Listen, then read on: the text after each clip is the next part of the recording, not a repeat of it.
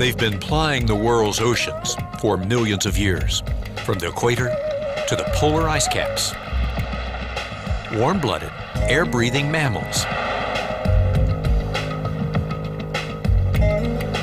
Among them, the largest creatures that have ever lived on Earth.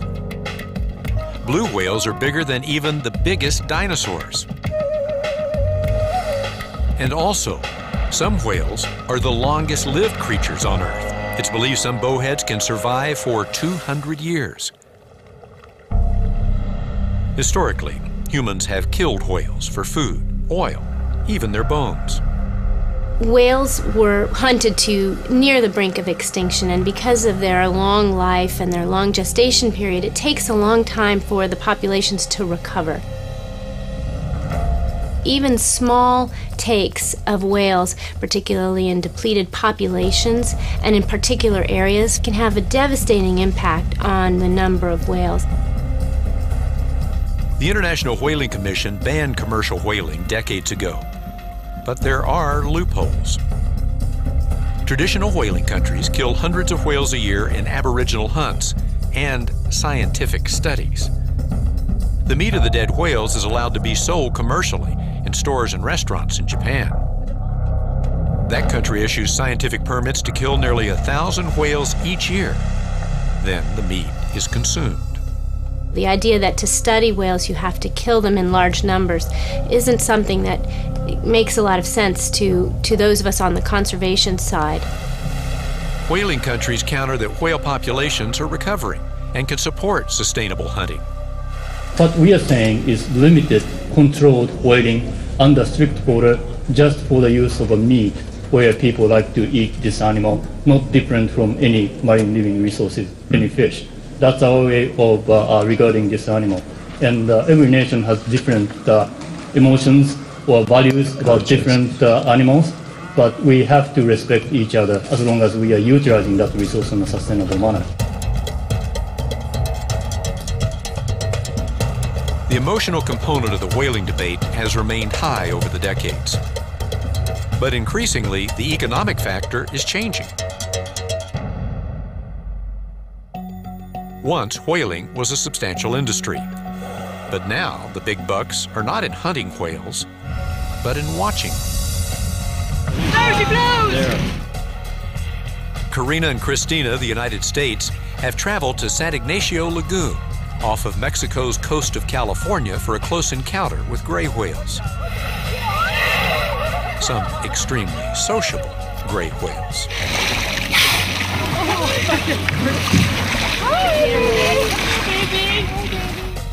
The whales are terrific. They're friendly and they're beautiful. They're gigantic, and it's just hard to even explain when you first encounter a whale how magnificent they really are. These travelers are part of a global trend. Whale watching has exploded over the past decades. What started in America with small-scale excursions is now an international industry worth well over $1 billion and active in dozens of countries. Traditionally, the people of San Ignacio in Baja, Mexico, made their living primarily through fishing and whaling. Visitors flock here because the California gray whales that breed in these waters are renowned for their rapport with humans. Many still fish, but increasingly, locals like Maldo find it lucrative to guide tourists as well. According to Maldo, the majority of people who benefit from ecotourism are locals. Fishing is much more difficult and doesn't bring in as much money.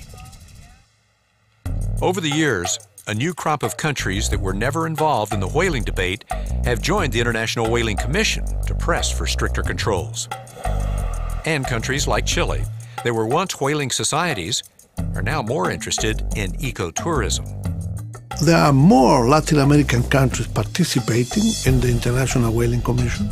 The environmental principles and ideas about environmentalism are growing quick and fast. Some studies even suggest that whale watching in Japan has become more lucrative than the sale of whale meat, the consumption of which is reportedly in decline. But for now, Japanese government is holding firm on its position and is demanding that commercial whaling resume now that many whale populations have recovered. But that's unlikely to happen. The Whaling Commission recently voted that whale conservation was one of its main priorities.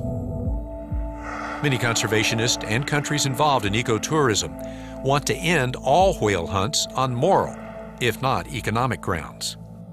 The reasons to protect whales far transcend the economic ones. I think that there's a sentiment that's now felt worldwide that these are spectacular animals. They're some of the largest mammals on Earth, that their social characteristics in many ways resemble our own, that they've got remarkable intelligence, little of which we yet understand. They're actually a source of inspiration and wonder to people throughout the world, and we should let them live free in the world's oceans, and we should simply stop killing them. After centuries of whaling, the tide has turned. For an increasing number of people in the world, whales are worth far more alive than dead.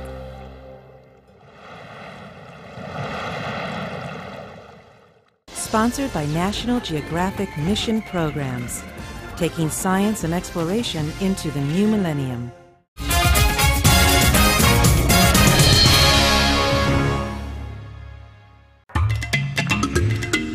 For the best subscription offers to any National Geographic magazine, log on to nationalgeographic.com/magazines.